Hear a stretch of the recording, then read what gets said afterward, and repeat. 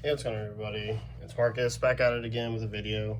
Sorry it's been a little bit since the Nats uploads. I meant to do this Friday because this is the deck that I took and got first place at my locals at.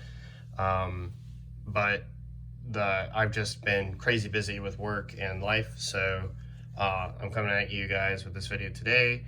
I have a couple more deck profiles that I like to bring.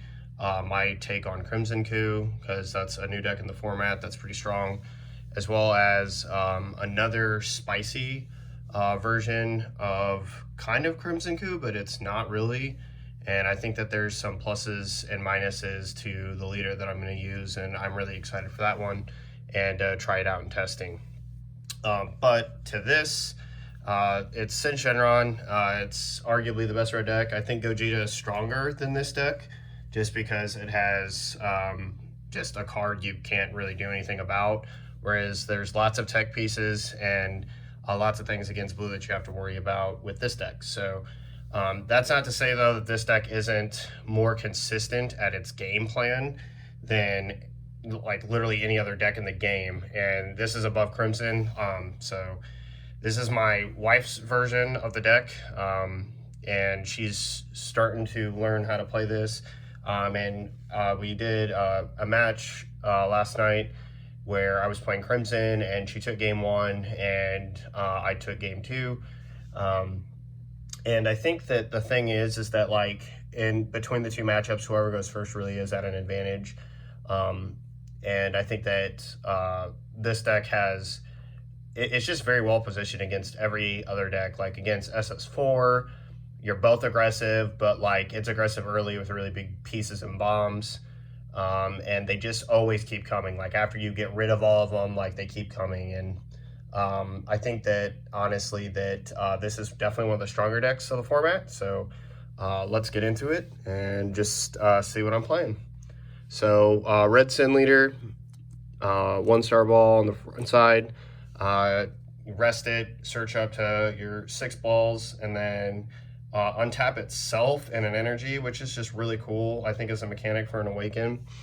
And so as standard, we're going to play these to get to our backside, which is the ability to just minus a card 15 on your side and minus a unison or a battle card 15, which is just really powerful, and attack, draw a card. And these balls are insane because they're basically draw 6 for your deck, which is just pretty nuts early. And it's so good at stacking Z energy, which allows you to play rush attack really well. And I think that this is just one of the most insane combinations in the game, and really look forward to seeing if they do anything to the deck, which I kind of hope they don't. I hope that Sin and Gogeta stay around for a while, because being honest with you, I think that the meta is actually pretty good, because like at the top end it's hyper competitive, and like a lot of who can actually play better. And I think that a format where like those decks are nerfed and it allows for a bunch of other rogue nonsense is just kind of weird. And I plan on doing a meta discussion video soon, and then we'll get back to the profile.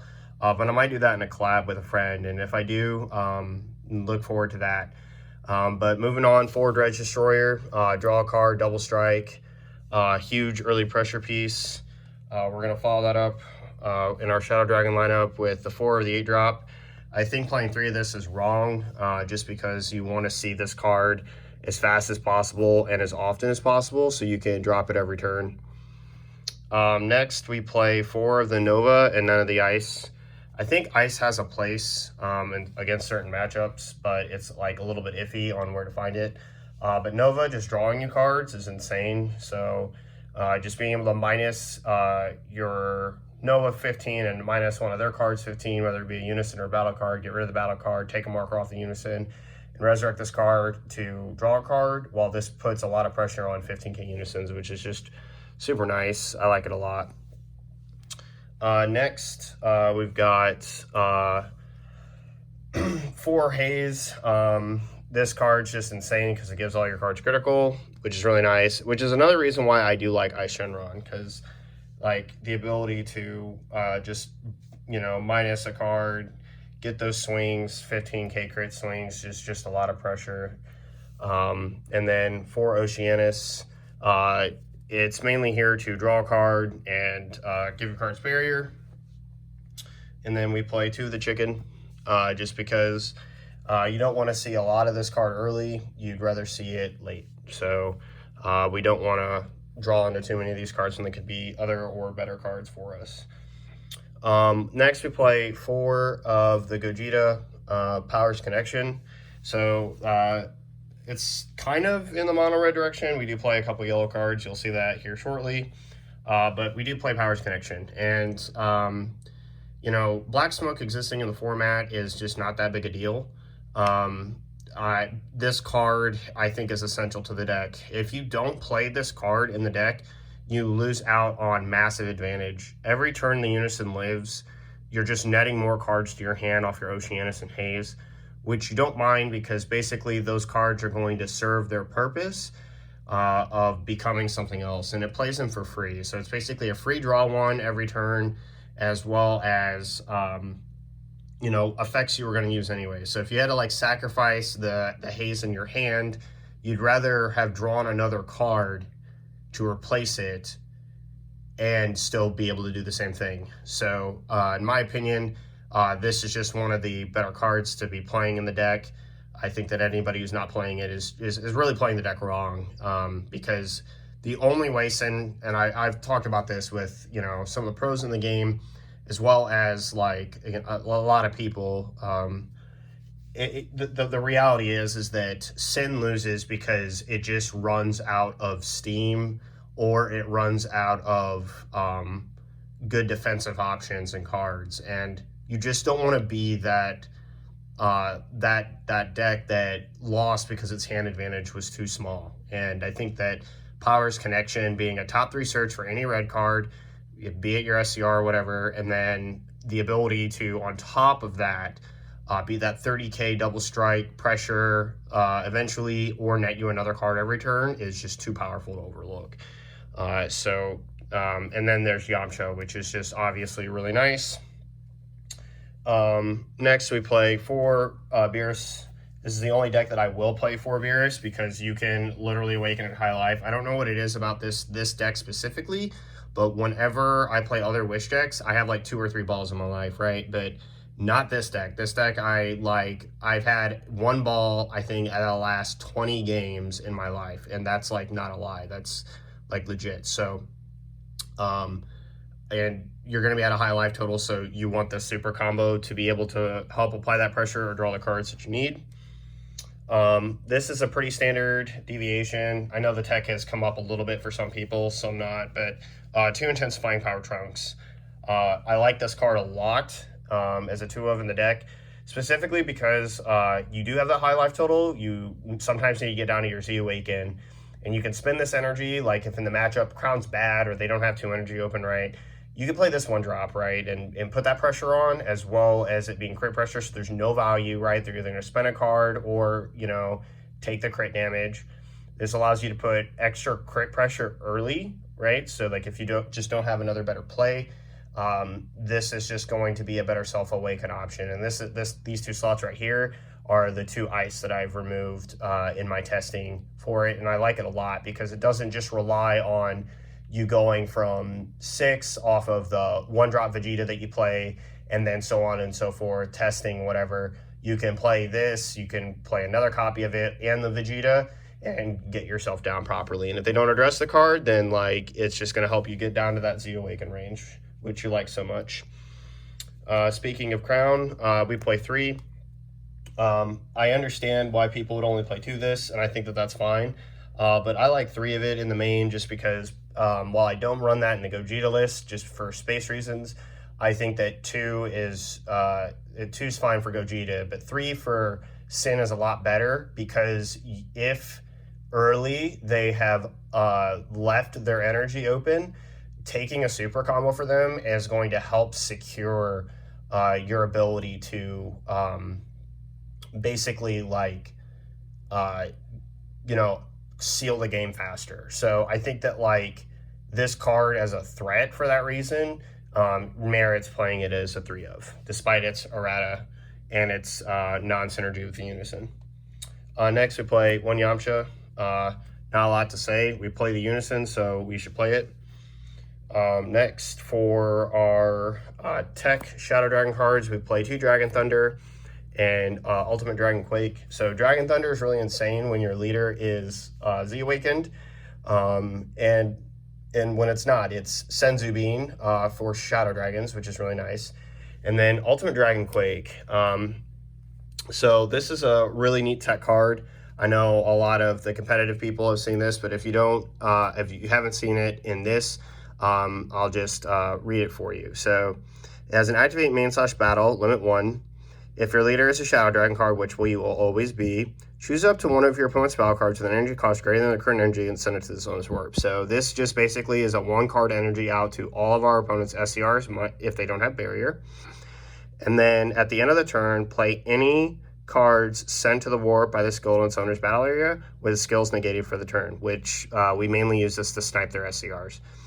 And then if your opponent has 15 or fewer cards in their deck, place them in their owner's drop areas instead. So that is that's like just really cool. I think that effect is just really nice. And I think that like the ability to spot remove an SCR is really strong too. Moving on, we play 4 testing the opposition and 3 after image.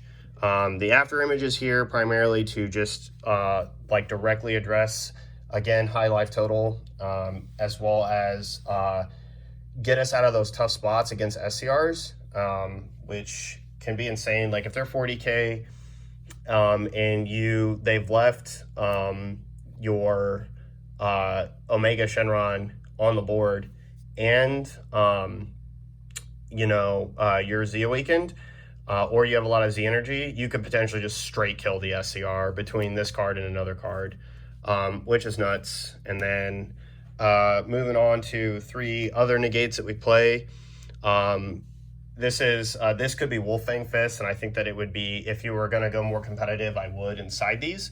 But this card is actually absurd in this format. So is that all you got? This is our replacement to Violent Rays, which I think Violent Rays is just a terrible card. I don't think that you should play it anymore. But this card is absolutely bonkers. So what it does is you can negate the attack. So it's an attack negator, which is huge. And then you can pitch a card to -2 of your opponent's battle cards 15, which again, with Omega Shenron on the board, can be a lot. As well as right now against Crimson, it's insane because if they don't give their Piccolo barrier or it's live for their turn, their Piccolos and their Gohans literally become 5Ks. So again, it's just really, really, really powerful in that regard, as well as like sniping weenies, sniping Z battle cards. Like if Rush Attack is played, right, and they think, oh, well, I have like another battle card, I'm just gonna play Rush Attack Swing first. You can pitch a card and then like pseudo handle, like whatever other battle card it is, as well as snipe down like that Z battle card. I think it's a really powerful tech, and I do like it as a 3 of in the deck. But I have to admit that I haven't resolved this very much, as powerful as a tech that I think it is. And then our last is probably the best red SCR generically, just Unbridled Destruction, SSB Vegeta, or Unbridled Power. This card is nuts. Minusing the leader 5k is insane. Against blue, killing their Unison and wiping their whole board can be back-breaking. This card can literally swing the game and then critting life. So if they're at 1, they're guaranteed to die. Next, onto our Z deck. We're not going to do a side, just Z. We play 1 Defender of Life, pretty standard. And then our 4 Rush Attack Vegetas, again, standard. You want to play these cards. I pulled my 8th one of this in a pack the other day, which is pretty interesting. Our Z leader, a lot of people are calling for this card to get an errata to like cost and energy to play. I don't think it should. I think that it should just be able to be what it is, because I feel that Sin is like beatable, but I feel like it's just a rough match until you beat them. And then last is our Vegeta, which is pretty standard. And then we got our 2 tokens. So that's it. Quick profile today. Look forward to the content coming soon, guys. I've had a really fun, it's really weird now that we're in the Nats off season, because of like all the nationals finishing. We got like only LCQs ahead, and there's like no big tournaments planned for a hot minute. Basically, like, I'm more motivated than ever because I did so bad at Nats. So, you know, and I think that like right now, theory crafting a lot of fun decks, and just enjoying the game for what it is right now until we get a new ban list in the next set, I think is super fun and a lot to look forward to. So let me know what you guys think down below. Let me know any changes you guys would make as always. And any questions, leave them down in the comment. I'll get to them. And this is Marcus from TCG Discussions, because I cannot talk lately, signing off, and I'll see you guys in the next one.